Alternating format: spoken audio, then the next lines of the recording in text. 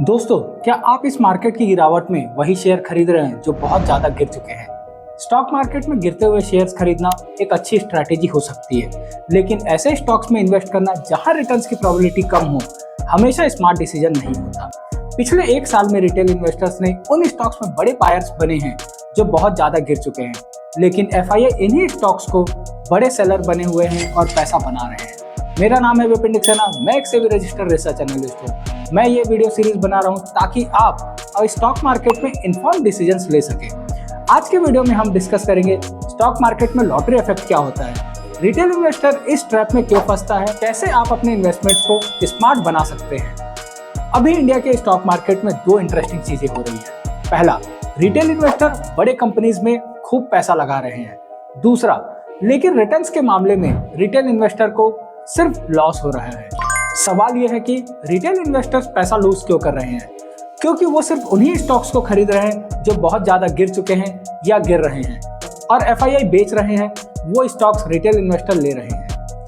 पिछले bull run में जब स्टॉक्स 3 गुना, 5 गुना, 10 गुना हो गए थे तो लोगों को लगा कि ये ट्रेंड हर स्टॉक्स के साथ रिपीट होगा, लेकिन बड़े गेन्स का ओवर एस्टिमेशन एक साइकोलॉजिकल ट्रैप है जिसमें गिरावट में हर स्टॉक्स को मल्टी बैगर समझ लिया जाता है और इसे ही लॉटरी इफेक्ट कहते हैं। आसान शब्दों में कम पैसा लगाकर ज्यादा पैसा बनाने का सोचकर इन्वेस्ट करना, जिसकी प्रोबेबिलिटी मार्केट में बहुत कम होती है। चलिए इसे समझने के लिए कुछ डेटा पॉइंट्स देखते हैं। एनएससी ने दिसंबर 2024 में ओनरशिप रिपोर्ट निकाली थी, जिसके मुताबिक इंडिविजुअल इन्वेस्टर्स का ओनरशिप इंडियन स्टॉक मार्केट में 9.8% तक बढ़ चुका है।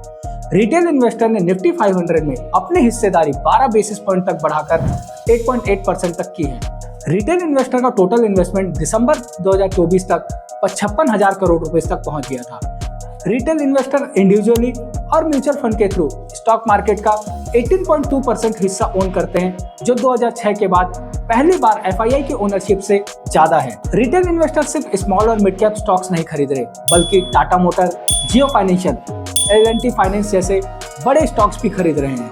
लेकिन टाटा मोटर्स अपने हाई से 50% नीचे गिर चुका है और 63 लाख रिटेल इन्वेस्टर्स इसमें इन्वेस्ट कर चुके हैं, जिसमें से अक्टूबर से दिसंबर क्वार्टर में इसमें 7 लाख नए इन्वेस्टर्स ऐड हुए हैं। ये स्टॉक अपनी वीक डिमांड और यूएस के टैरिफ वॉर की वजह से गिर रहा है। इसी वजह से एफआईआई बेच रहे हैं और रिटेल इन्वेस्टर्स डिप में बाइंग कर रहे हैं बिना फंडामेंटल्स देखे। ये ट्रेंड सिर्फ टाटा मोटर्स तक सीमित नहीं है। आरबीएल बैंक, तानला प्लेटफॉर्म्स और ये 20 स्टॉक्स में भी ऐसा ही हो रहा है, जिसमें रिटेल इन्वेस्टर्स की हिस्सेदारी बढ़ रही है, लेकिन म्यूचुअल फंड अपना स्टेक्स धीरे धीरे कम कर रहे हैं। अक्टूबर से दिसंबर तक इन शेयर्स में रिटेल ओनरशिप 43% तक बढ़ चुकी थी, जबकि म्यूचुअल फंड्स की सिर्फ 0.44% है। और सबसे बड़ी बात, अक्टूबर से लेकर अब तक ये शेयर्स 50% तक गिर चुके हैं। रिटेल इन्वेस्टर्स की कॉमन गलती है जो वो बार बार रिपीट करते हैं: फोमो बाइंग, सब ले रहे हैं मुझे भी इन्वेस्ट करना चाहिए। ओवर कॉन्फिडेंस, स्टॉक गिर रहा है मतलब चीप हो रहा है। फंडामेंटल्स को इग्नोर करना, अगर पिछले साल ये स्टॉक डबल हो गया था तो आगे इस साल भी ये डबल होगा। यही वजह है कि retail investors Vodafone idea, yes bank जैसे शेयर्स में फंस जाते हैं, जिससे कैपिटल ब्लॉक हो जाता है। लेकिन एक स्मार्ट इन्वेस्टर कुछ अलग करता है। वो हाइप और फंडामेंटल्स का बैलेंस खोजता है, न्यूज और डेटा के बीच डिफरेंस समझता है, पहले से एग्जिट स्ट्रेटेजी बनाते हैं। मार्केट में ट्रेंड फॉलो करना सही है, लेकिन ब्लाइंडली किसी स्टॉक्स में घुसने से पहले रिस्क टेकिंग कैपेसिटी समझना और रिस्क मैनेजमेंट फॉलो करना बहुत जरूरी है। डाइवर्सिफिकेशन करना सीखे, एक स्टॉक पर हैवी बेट लगाने से बचे, स्टॉप लॉसेस लगाकर अपने लॉसेस को कंट्रोल में रखें। हाइप ड्रिवन स्टॉक्स में 100% कैपिटल लगाने से बचे।